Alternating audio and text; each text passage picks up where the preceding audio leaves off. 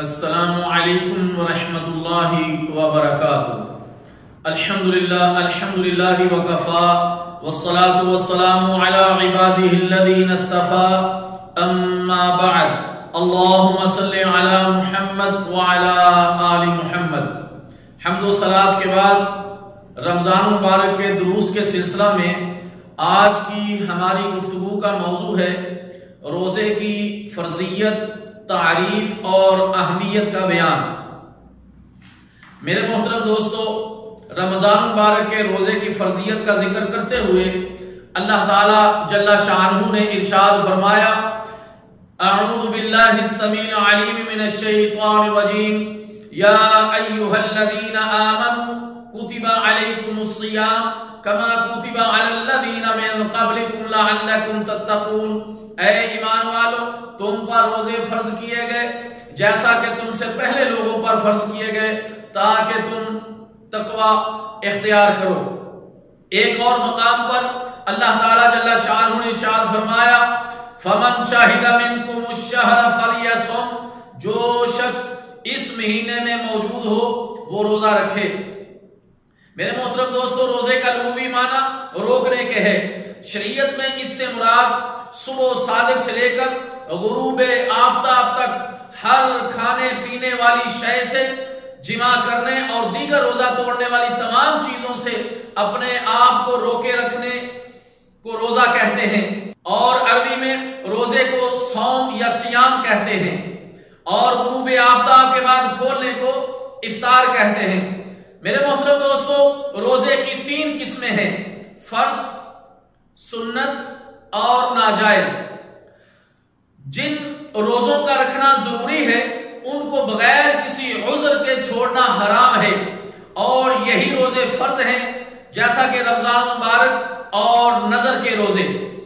میرے محترم دوستو، فرض روزوں کی دو قسمیں ہیں، فرض معین جیسے رمضان مبارک کے روزے جن کا رمضان ہی میں رکھنا فرض ہے، اور نظر معین جو نظر مانتے وقت کسی خاص دن یا مہینے کا تعین کر لے کہ اگر میرا یہ کام ہو جائے تو فلاں مہینے کے فلاں دن اللہ تعالیٰ جل شانہ کے لیے میں روزہ رکھوں گا یا رکھوں گی۔ اب اگر وہ کام پورا ہو جائے تو اسی مہینے کے اسی دن روزہ جو ہے رکھنا اس کے لیے فرض ہو جاتا ہے، کیونکہ اللہ تعالیٰ جل شانہ کا فرمان ہے وَلْيُوفُوا نُذُورَهُمْ، یعنی اپنی نظروں اور منتوں کو پورا کرو۔ دوسری قسم فرض غیر معین، جیسے کسی عذر یا بغیر کسی عذر کے رمضان مبارک کے روزے چھوٹ جائیں تو ان روزوں کی قضا فرض ہے۔ سال بھر کے 11 مہینوں میں جس مہینے میں چاہے ادا کر لے، اسی طرح نظر وغیرہ میں اور صوم کفارہ میں ہے۔ اور جن روزوں کو رکھنا فرض نہیں ہے بلکہ ان کو رسول اللہ صلی اللہ علیہ وسلم نے رکھا اور ان کے رکھنے کی ترغیب دی ہے، جیسا کہ ایام بیض، ہر چاند کی 13، 14 اور 15 کا روزہ، اور اسی طرح شوال کے 6 روزے، اور عاشورہ محرم 9ویں اور 10ویں کا روزہ، یا جو ہے 10ویں اور 11ویں کا روزہ، اور عرفہ کا غیر حاجی کے لیے روزہ، اور اسی طرح سوال اور جمعرات کا روزہ۔ یہ سارے کے سارے روزے سنت کہلاتے ہیں۔ اگر ان کو رکھیں گے تو انشاءاللہ تعالی عند اللہ ماجور ٹھہریں گے، اور اگر کوئی نہیں رکھتا تو انشاءاللہ گناہگار نہیں ہوگا۔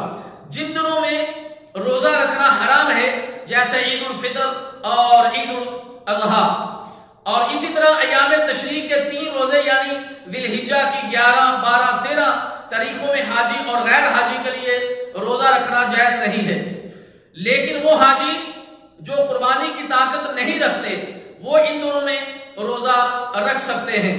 اسی طرح وہ روزے بھی ہیں جن دنوں میں رسول اللہ صلی اللہ علیہ وسلم نے منع فرمایا ہے، جیسے صرف ہفتے سنیچر کا یا صرف جمعے کا روزہ، اور عورت کو بغیر خاوند کی اجازت کے نفلی روزہ رکھنا جائز نہیں ہے۔ میرے محترم دوستو، روزے کا فائدہ کیا ہے؟ اللہ تعالیٰ جل شانہ نے ارشاد فرمایا کہ لعلکم تتقون، تاکہ تم اللہ سے ڈرنے والے بن جاؤ، تمہارے دل میں اللہ کا خوف پیدا ہو جائے، یعنی نفس جب اللہ تعالیٰ جل شانہ کی خوشنودی کے لیے اس کے عذاب سے ڈرتے ہوئے حلال چیزوں سے بچنے کے لیے آمادہ ہو جاتا ہے تو وہ بڑی آسانی سے حرام چیزوں سے بچنے کا بھی عادی ہو جاتا ہے۔ میرے محترم دوستو، روزے دار جب بھوک کی تکلیف برداشت کرتا ہے تو فقیروں اور مسکینوں کی تکلیف کا اس کو احساس ہوتا ہے، پھر ان پر رحم کرتا ہے۔